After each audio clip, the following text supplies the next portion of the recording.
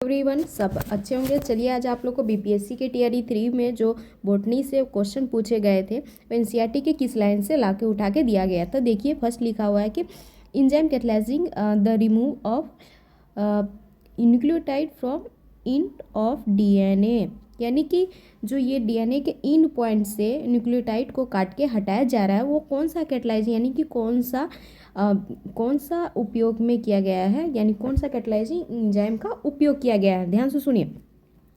तो इसमें लिखा हुआ है कि दो तरह के एंजाइम होते हैं, रेस्ट्रिक्शन एंजाइम दो तरह के होते हैं, जिसमें बहुत सारे तरह के होते हैं, लेकिन एनसीईआरटी के हिसाब से अभी दो प्रकार के होते हैं, जिसमें एक्सोन्यूक्लियोजेज है और दूसरा है इंडोन्यूक्लियोजेज।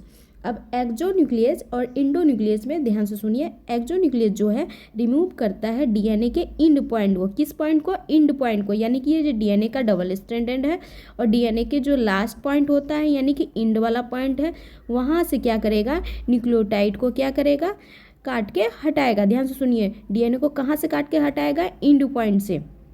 डीएनए के जो डबल स्ट्रैंड है वहाँ से न्यूक्लियोटाइड को कहाँ से काट के हटाएगा? इंड पॉइंट से। लेकिन वहीं जो क्या बोलते हैं फिर इंडोन्यूक्लियोजेज है वो कट करता है स्पेसिफिक पोजीशन पे ही। डीएनए के जो स्पेसिफिक पोजीशन है यानी कि एक बेस पॉइंट है, समझ लीजिए ये डीएनए है, तो यहाँ वाला पॉइंट, यहाँ वाला पॉइंट, यानी कि बीच में कहीं से काटेगा। ये इंड पॉइंट पे नहीं काटता, यहाँ से काटेगा, यहाँ से काटेगा, तो एक बेस पॉइंट पे काटेगा, एक स्पेसिफिक पॉइंट पे काटेगा। कौन काटेगा? इंडोन्यूक्लियस। लेकिन एक्सोन्यूक्लियस जो होता है डीएनए के इंड पॉइंट पे काटता है। ध्यान से सुनिए, डीएनए के इंड पॉइंट से काट के न्यूक्लियोटाइड को हटाता है। ध्यान से सुनिए। अब हिंट 2 क्या होता है? हिंट 2 जो पहली बार एनसीईआरटी में आपको देखिएगा जाके लिखा हुआ है एनसीईआरटी में कि फर्स्ट रेस्ट्रिक्शन इंडोन्यूक्लियस जो होता है डिस्कवर किया गया था। ये इंडोन्यूक्लियस है, ये इंडोन्यूक्लियस है, वेराइटी है। तो आप समझ ही गए, इंडोन्यूक्लियस के बारे में बता दिया गया है। अब लैगेज क्या है? देखिए डीएनए का डबल स्ट्रैंडेड है। अब हम किसी का एक डीएनए डबल स्ट्रैंडेड है, एक हम फॉरेन यानी कि एक विदेशी डीएनए हम ले रहे हैं और एक देसी डीएनए ले रहे हैं।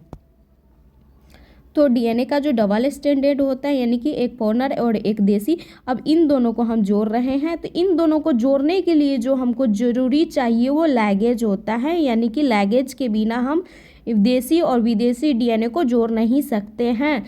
और इसको जोड़ने के बाद ही एक नया तरीका का डीएनए तैयार होता है। तो ये लैगेज का उपयोग किया जाता है, यानी कि ये जोड़ने में उपयोग किया जाता है अगर शुद्ध हिंदी भाषा में समझे तो। और एक्सोन्यूक्लियस जो होता है वो क्या करता है? डीएनए का इंड पॉइंट से काट के हटाता है।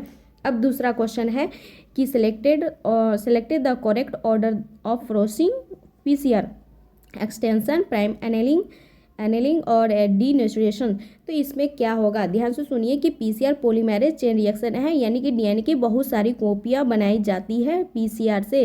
कि अगर हम जैसे कि 2 कॉपी होता है कि एक किसी का 2 कॉपी हो गया, यानी कि एक बच्चा है उसका हम बहुत सारा सेम टू सेम शकल, मुंह, कान सब कुछ एक ही तरह का बना रहे हैं, तो उसी तरह से कहा जाता है पीसीआर।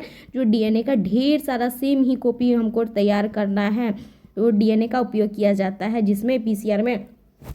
और जिसको केरी बी मोलिश नाम के साइंटिस्ट थे, केरी बी मोलिश नाम के साइंटिस्ट 1983 ईस्वी में उन्होंने पीसीआर का डिस्कवरी किए थे, यानी कि खोज किए थे।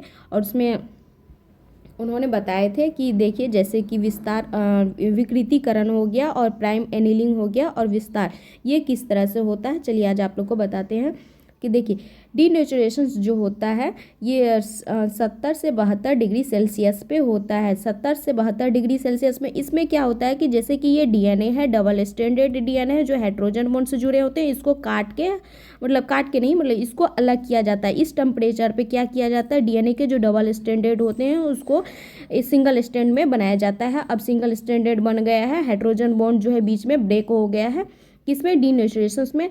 और प्राइम एनीलिंग जो है, प्राइम एनीलिंग क्या होता है?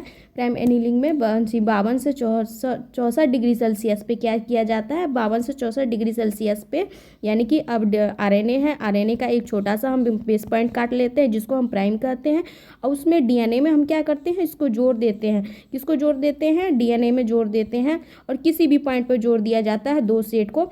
अब ये आगे जाके विस्तार करता है और कितना डिग्री, फिर विस्तार करने के लिए भी हमको टैक पॉलीमरेज का एंजाइम का उपयोग करना पड़ता है, जो इसमें किस में होता है, एक्सटेंशन में होता है और 72 से 74 डिग्री टेम्परेचर पे होता है। किसमें, अब एक्सटेंशन में जो होता है 72 से 74 डिग्री टेम्परेचर का जो डिग्री पड़ता है और टैग पॉलीमरेज का उपयोग किया जाता है। इसमें क्या होता है, डीएनए जो सिंगल स्ट्रैंडेड है वो डबल स्ट्रैंडेड में कन्वर्ट हो जाता है। क्या होता है, डबल स्ट्रैंडेड में कन्वर्ट हो जाता है। तो पहले डीनेचुरेशन होता है, प्राइम एनेलिंग होता है, एक्सटेंशन होता है। हम इसका शॉर्टकट भी बना सकते हैं कि दाई, यानी कि डीनेचुरेशन से प्राइम एनेलिंग और एक्सटेंशन, इस तरह से हम शॉर्टकट बना सकते हैं। कहीं भी क्वेश्चन आएगा तो हम बना सकते हैं।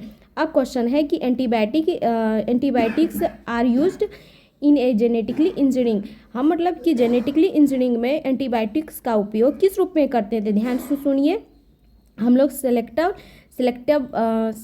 सिलेक्टिव मार्कर्स के रूप में करते हैं। ध्यान से सुनिए, किस मार्कर में, सिलेक्टेबल मार्कर्स के रूप में कहते हैं, यानी चयन और मार्कर्स के रूप में करते हैं।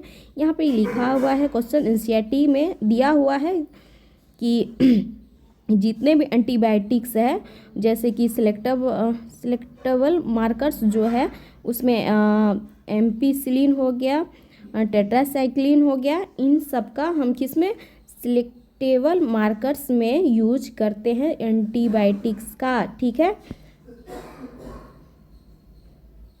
अगर समझ में आए तो आगे बताइएगा, अच्छे से हम समझाने का और